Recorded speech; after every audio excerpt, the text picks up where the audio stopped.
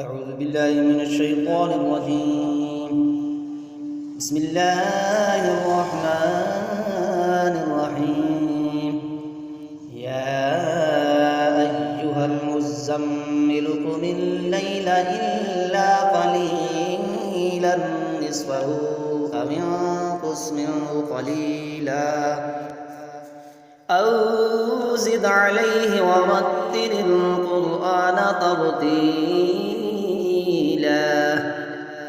إنا سنلقي عليك قولا ثقيلا إن ناشئة الليل هي أشد وطئا وأقوم قيلا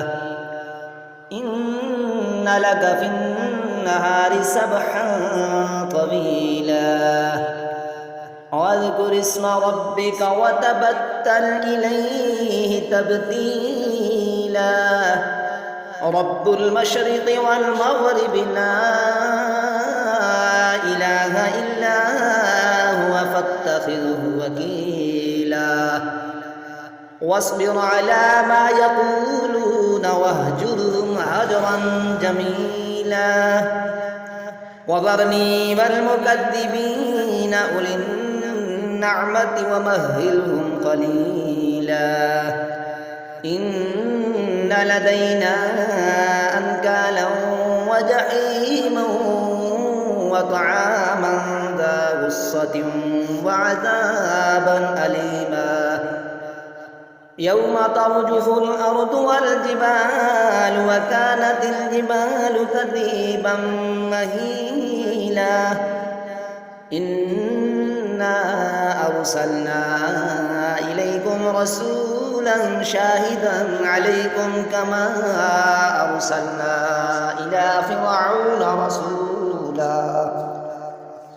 فعصى فرعون الرسول فأخذناه أخذا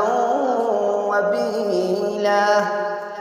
فكيف تتقون إن كفرتم يوما يجعل البلدان شيبا السماء منفطر به كان وعده مفعولا إن هذه تذكرة فمن شاء اتخذ إلى ربه سبيلا إن ربك يعلم أنك تقوم أدنى من ثلثي الليل ونصفه وثلثه وطائفة من الذين معك والله يقدر الليل والنهار علم أن لن تحصوه فتاب عليكم فاقرؤوا ما تيسر من القرآن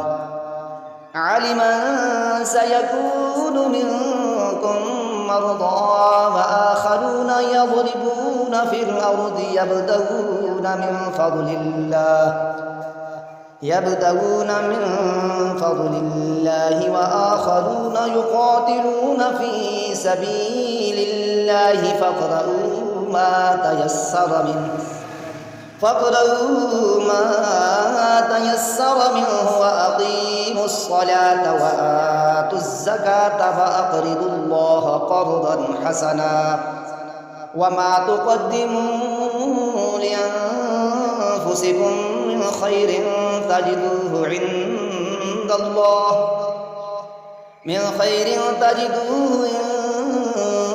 الله هو خيرا وأعظم أجرا